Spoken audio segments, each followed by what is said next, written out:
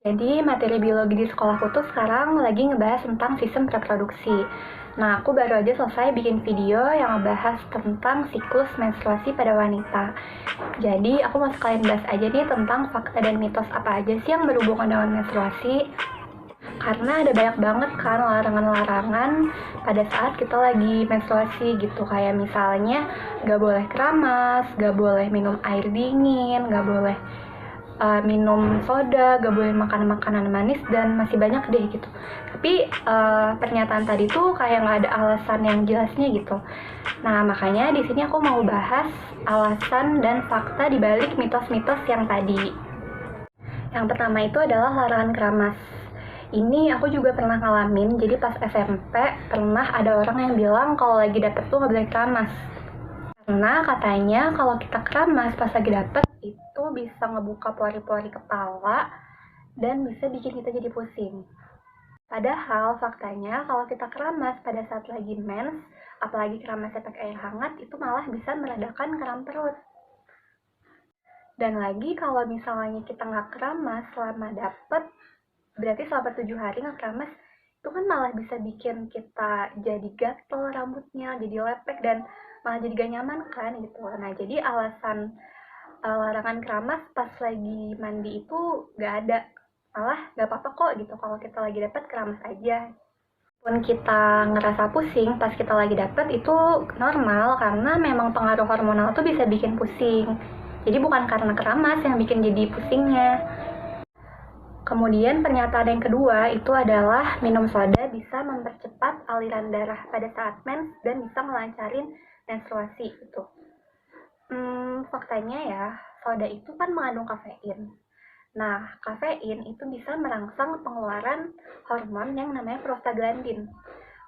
Kemudian si prostaglandin ini bisa merangsang aktivitas otot rahim. Jadi kalau ada hormon prostaglandin bikin otot rahim kita jadi lebih aktif kontraksi. Nah, itu bakalan bikin rasa kram perut jadi lebih sakit tuh. Selanjutnya yang ketiga itu larangan minum air dingin karena katanya bisa bikin pembekuan darah. Terus kayak serem banget gak sih minum air dingin bisa bikin pembekuan darah? Padahal faktanya sama sekali nggak berhubungan ya. Minum air dingin tuh nggak bikin darah jadi beku. Lagian kan kalau kita minum air ya, dia kan masuk lambung, ke sistem pencernaan, terus gak berhubungan sama sekali dengan pembekuan darah mens. Jadi itu salah. Terus yang keempat ada larangan makan makanan manis.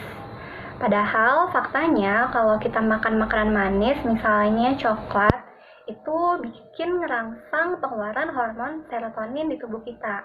Nah, hormon serotonin itu bisa bikin perasaan jadi lebih tenang, lebih senang. Jadi bisa naikin mood gitu pas lagi dapat. Yang kelima, ada larangan makan makanan yang pedas karena bisa menyebabkan iritasi rahim. Itu juga mitos aja ya, karena lagi-lagi kalau kita makan akan masuknya ke lambung dan ke sistem pencernaan. Jadi nggak bikin rahim kita jadi iritasi, itu serem banget. Nah, tapi kalau makan pedasnya kebanyakan ya paling jadi mules aja kali ya. Terus yang keenam ada mitos kalau minum kopi itu bisa bikin rahim jadi kering. Sebenarnya aku juga nggak ngerti lagi sih gimana ceritanya tuh rahim bisa kering. Tapi faktanya ya kalau kopi itu kan mengandung kafein, jadi dampaknya sama kayak si soda tadi. Dan tambahan lagi nih kalau kita kebanyakan minum kafein itu bisa bikin jadi dehidrasi atau jadi lebih mudah haus. Yang terakhir ada larangan makan timun karena katanya bisa menyebabkan kista. Ini juga dulu sempat ramai banget karena sampai ada banyak banget jargomannya yang menyatakan kalau timun itu bisa bikin darah mens yang harusnya keluar malah tertimbun di rahim kita. Jadi itu yang menyebabkan kista gitu.